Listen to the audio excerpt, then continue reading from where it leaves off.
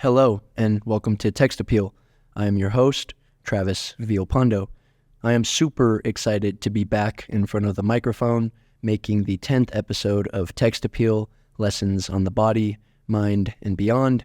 I've been extremely busy with school and wrestling and my work study and all things the college lifestyle, but that doesn't mean that I have any intention of neglecting these personal projects. So today, I am going to go a little bit more off the cuff. I'm not going to read from a transcript quite as much. Actually, the episode is using an assignment from class, so I'll definitely be spending time reading directly from this reflection paper that I wrote for an assignment, and I'll get into all of that in just a moment. But yeah, really, before I get into it, this is another reminder for anybody that's listening to remember that you're intrinsically motivated by certain things. Certain things are a lot more fun and engaging for you to partake in, and you should analyze your own life and identify the types of activities that are intrinsically motivating for you. And of course, if it has to do with creating something and sharing it with others, then you should really make it a priority to try and fit that into your schedule and do it, because that is really what could be the difference between having a meaningful life, a meaningful week, and one that lacks that meaning, because you're doing things that you're supposed to do. You're doing things that other people expect you to do, and you're not exactly doing what you want to do. And you want to strike some type of balance where what you want to do aligns with what you should be doing, which aligns with what others would like for you to do. And so you want to stack that up on top of each other so that what you're doing is maximally or optimally meaningful. And so that's exactly what I'm going to be talking about today. So today's episode is all about formulating a personal vision. And I was inspired to make this episode because of an assignment that was given to me in class. So one of my courses, and actually one of my favorite courses that I've taken in college yet, and we're only about a month in, right, is called Personalities in Perspective. It is a psychology course, and it's all about personality psychology. The professor for my class is named Chris Cam, and he doesn't like to be called Dr. Cam, so he just goes by Chris. So if I refer to Chris throughout this episode, I'm talking about my professor, Chris Cam. And Chris was a therapist, and he has experience. I believe he said that he has counseled couples and people as a therapist for over 1,500 hours. And so he has quite the expertise when it comes to talk therapy, depth psychology. He's inspired by Carl Jung, which is awesome, absolutely awesome to have a professor that is interested in Jungian psychology, because I myself am quite interested in Jungian psychology as well. So today I'm going to be reading word for word my submission for this assignment. And the assignment was an opportunity for extra credit for my Personalities in Perspective class. And it's all about formulating a personal vision for myself for this course. So really, the premise of the assignment was to write a 2-page personal vision that talks about how this course and taking this course will improve my life. So I'm going to go through here on the bullet points of the assignment when it was assigned, and so you get a feel for my reflection, which answers each of these bullet points in order. So here on the bullet points, it says here, what are you curious about with regard to the topic of personality psychology? And then next, what do you hope to learn from this course to find those answers? Followed by, how much better will your life be if you understood and applied the discovered answers to your everyday life and your relationships? And then additionally, with this bullet point, it's not a next bullet point, it says, how do you envision this helping your everyday life and relationships? And then what specific/concrete scenarios in your life will be better with this new knowledge? And then finally, what might get in the way of this personal vision for my future regarding this class? And how will I counter obstacles in order to fulfill the vision? So of course, what Dr. Cam is doing here, and I think it's brilliant, because part of what I'm going to say at the end of reading my paper, I'm going to talk a little bit about how I know how important it is to formulate a personal vision about a goal, right? Because we're a goal-setting creature. That is what a lot of my Think or Do series on my YouTube channel is about. It's about this idea that human beings were so goal-oriented, even not in any simple sense where it's like, oh no, like me, I'm very much achievement striving and goal-oriented, and I'm task-oriented. Yes, some people are more like that than others, but what I mean is fundamentally, our physiology is wired to, create goals and to pursue them, and to stop pursuing certain goals if they're bad, to really be wired toward threat and opportunity. And so what I thought was brilliant about this assignment is that what Dr. Cam is doing here is he's getting us to think about, what does this class offer me? And he's having us fantasize, in a sense, a future version of ourself that's improved because of the course. So he's already setting up at the beginning of this course, at the beginning of the semester. He's saying, look, you have to take this class. Obviously, you've paid the tuition. Obviously, you're enrolled. You have to be here. But what can you genuinely gain from this? And how do you envision this helping your everyday life and relationships? So I really appreciated this assignment, probably more than he understands, because I have done some research on how important it is to have a positive vision for yourself and then to actually set that against a negative vision of yourself. So I'm going to get into that later.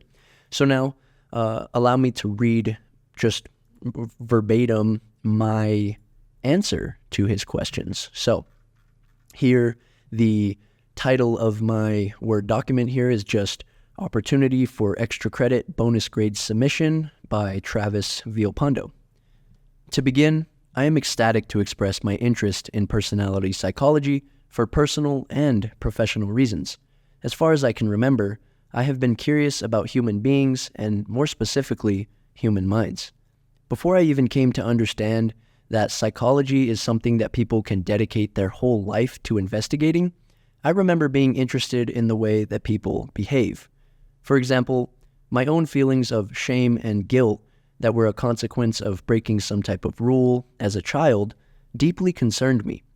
Using my own experience as a guide, I wondered if other kids were as anxious, worried, or curious about their own lives as I certainly was.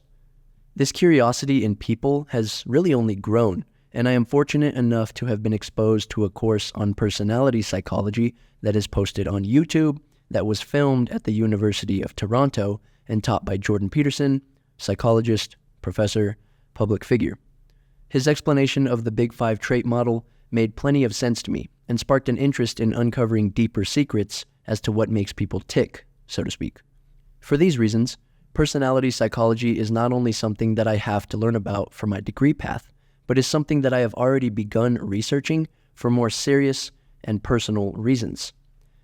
In relation to my fascination with minds and knowledge, I am ultimately concerned with how we can form a proper ethics or morality in society.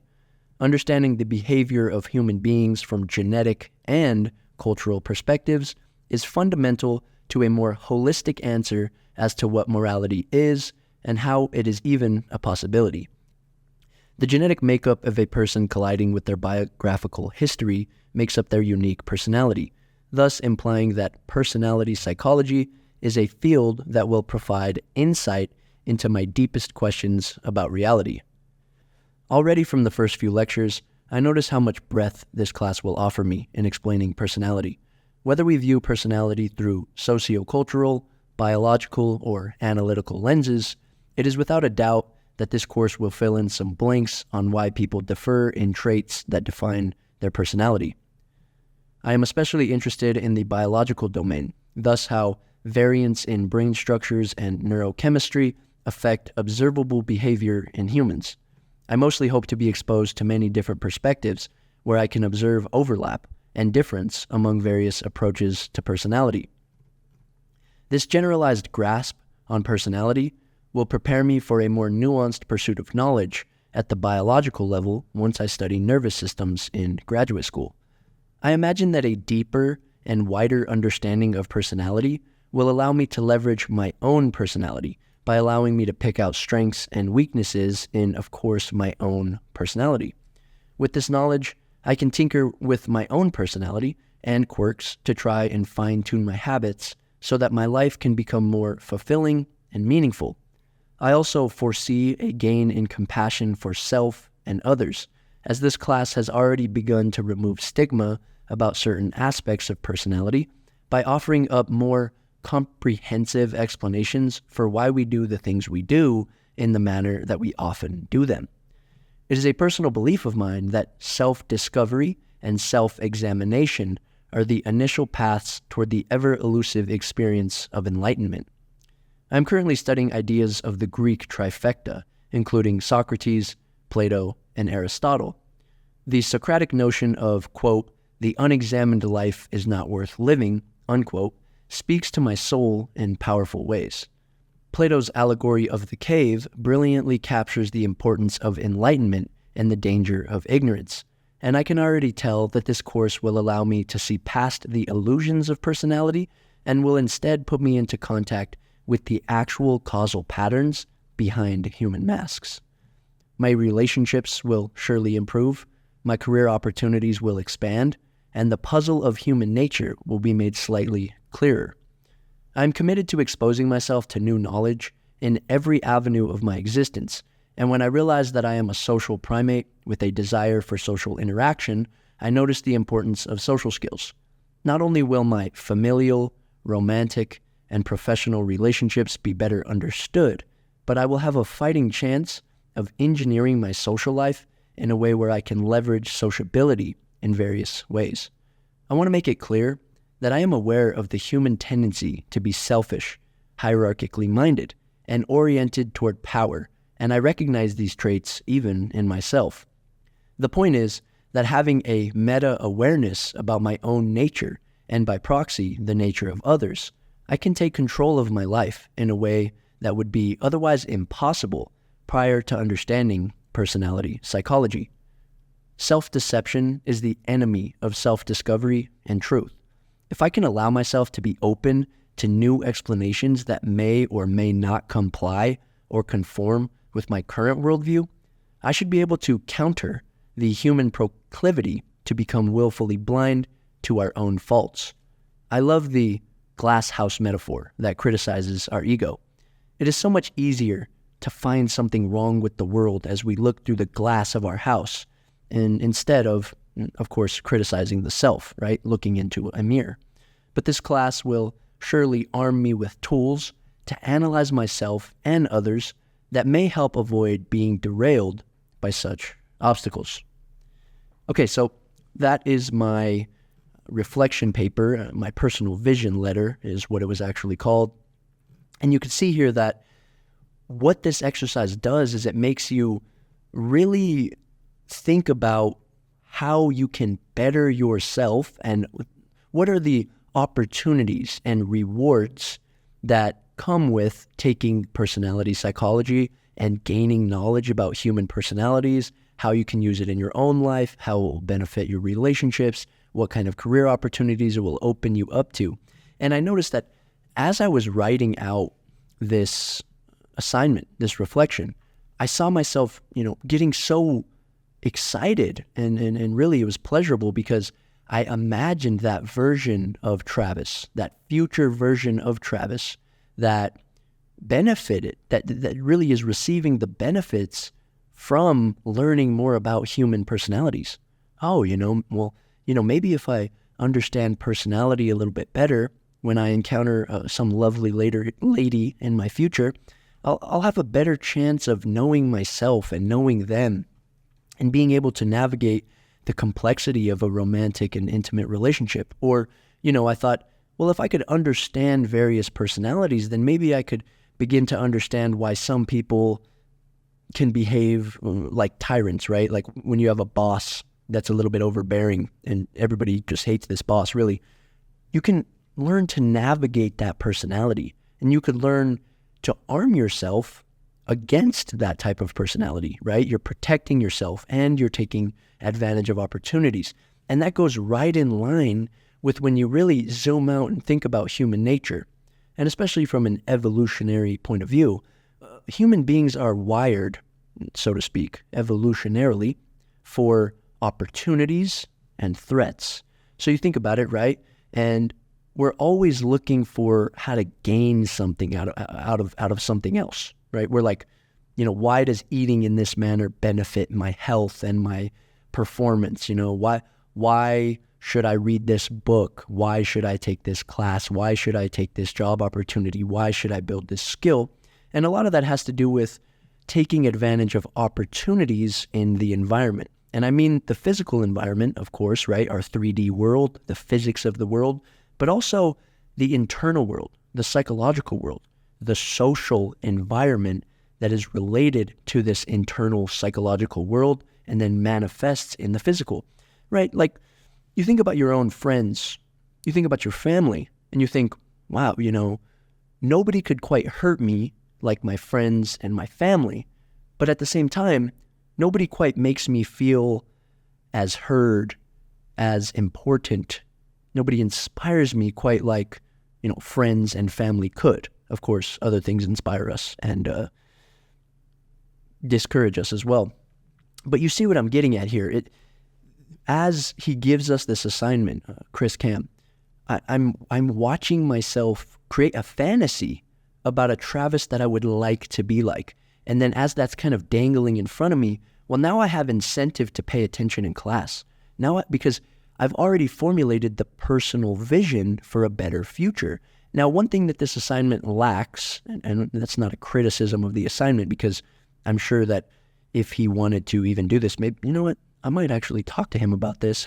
He might find this a good idea next time, or even for my class now, because we're just about a month in.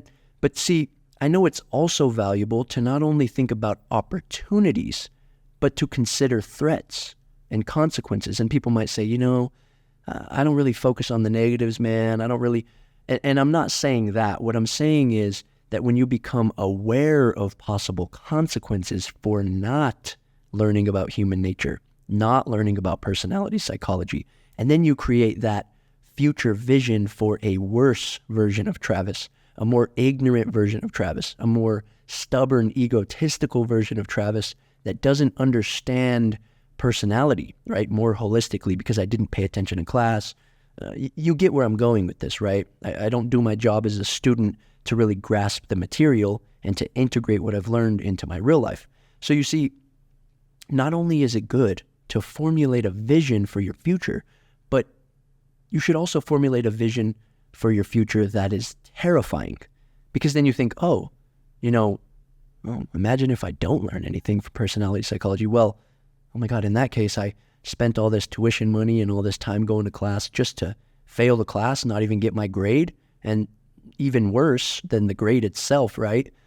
I didn't even take all this valuable information and look at my social relationships. They might, oh my God, I might miss out on that hypothetical partner, right? Romantic partner, because I didn't figure myself out. I didn't figure people out in a sufficient manner to where I can take advantage of the opportunity. And instead, I allowed the threat to actually make a difference in my life that created a negative outcome. So how this relates a little bit more broadly to everyone else, and this is as much as I'm using the material from my homework assignment, I want you as the listener of this to think, oh, okay, so relative to a goal, which the goal here was to create a personal vision for the future of how this class will benefit me. Well, think about any kind of pursuit that you might have, whether it's a job opportunity, whether it's a romantic relationship, right?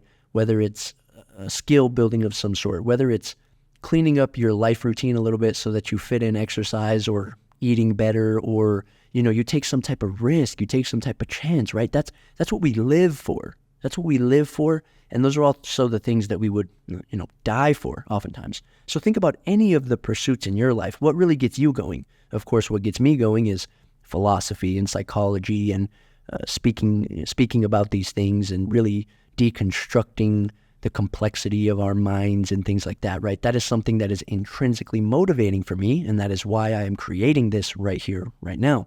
But the way you could leverage this is go, oh, so I could see how any goal that I create the goal. And yeah, that's fine. The goal dangles in front of you, and some people are better at goal achievement than others.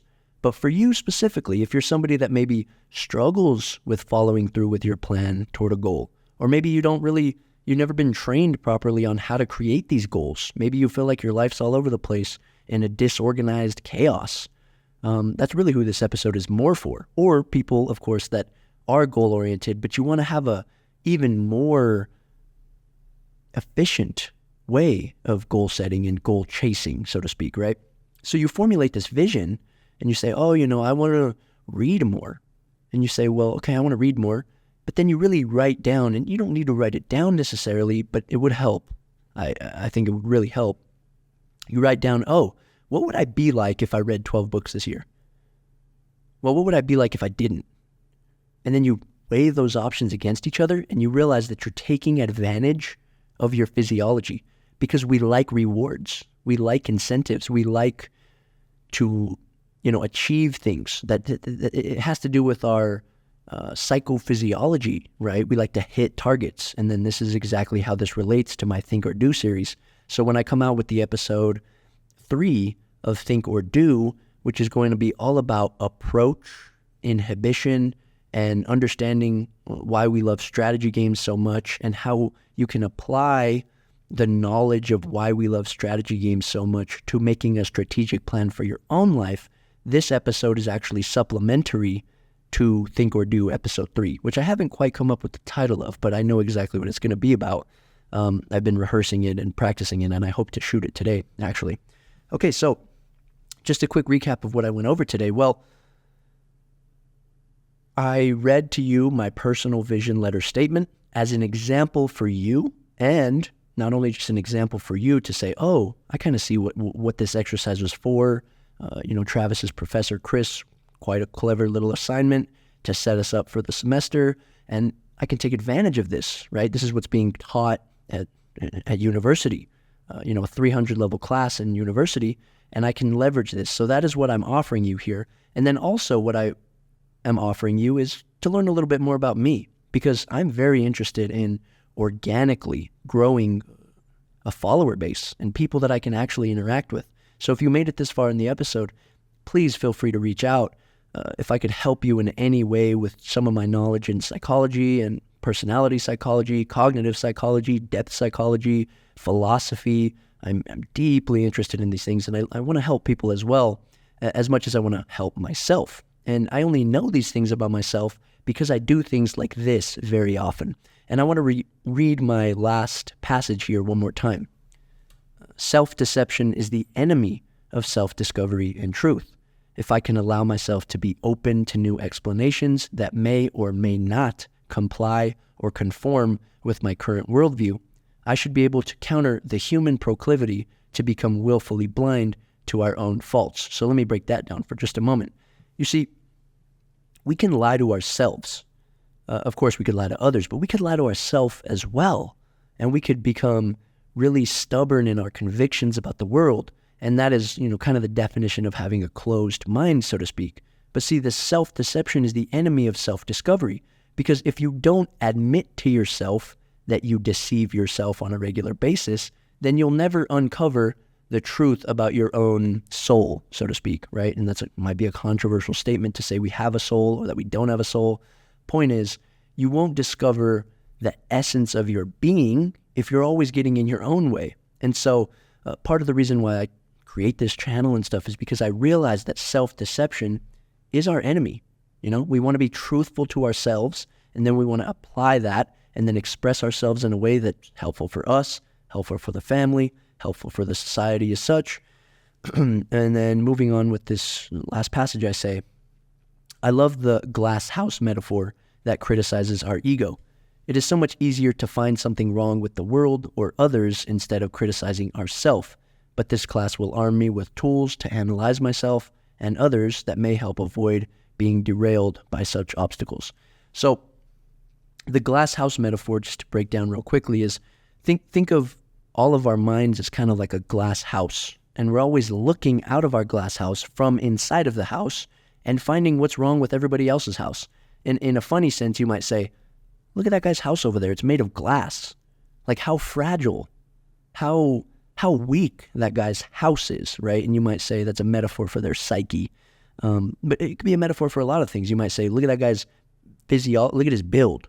Look at that guy, he's overweight. Or look at him, he's underweight. He's not fit. Or that girl, look at that girl, she's ugly, or her personality's ugly. And what we're doing is we're looking through the glass walls of our own house, and we're forgetting to, maybe go down to the depths of our basement or something where there's a lot of mirrors, and we realize, oh, I am the glass house, right? That's the point of the glass house metaphor. And it's really important for us to always be critical of self, but not in a ruminating, self-defeating manner. Of course, I'll have episodes that talk about the difference between useful self-criticism and rumination that leads to depression and things like that. There's a big difference there. And so really that's what I have to offer you today. I want you to formulate a vision for yourself with however big of a goal you want. It could be a small goal, and of course, small goals are nested in bigger goals oftentimes. Those are the most meaningful goals. And I want you to formulate that vision of your future self and then dangle that in front of yourself as an incentive. And then think about how terrible your life would be if you didn't chase that dream with, an actual urgency. If you didn't chase your actual dreams, how miserable will you be? And then put that against the incentive, and then there you are. You're taking advantage of your physiology, and you're leveraging really what you've been given, this genetic makeup as a human being. And lastly, I want to talk about how awesome it is that Chris Cam, my professor for this personality class, I really do like his lectures, and hopefully he listens to this. If so, what's up, Chris? But I like his style of presenting and lectures in class, and the subject matter is, of course, interesting to me. But it's interesting because after class, I came up to Chris and I said, hey, Chris, what you talked about today reminds me of this video series I've been watching on YouTube called Awakening from the Meaning Crisis by John Vervaeke. And Chris had mentioned that he graduated from an undergraduate university, or from a university in Canada, because he's from Canada. But I didn't realize that it was actually the University of Toronto, where Jordan Peterson and John Vervaeke are both professors. Now, I bring up this name. I say, this guy, John Vervaeke, he taught me a little bit about what you're talking about today. And he goes, that was my professor.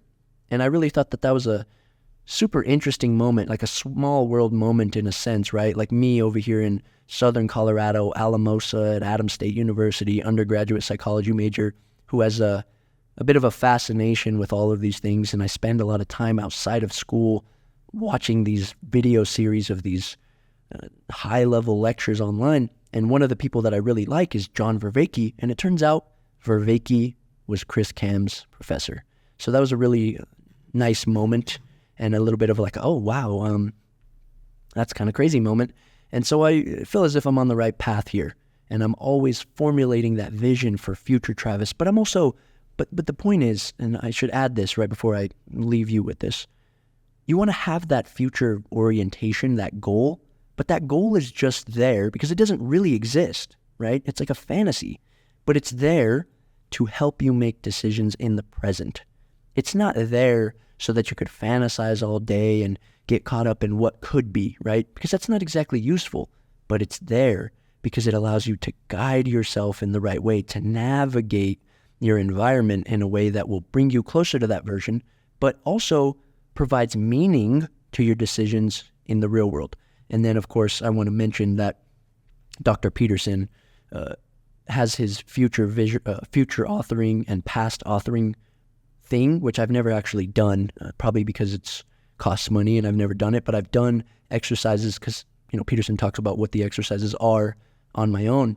And so I want to give him credit, of course, Dr. Peterson, and then, of course, John Vervaeke as well, and Chris Cam, all three of them, for being big inspirations to this episode. That's my little citation there.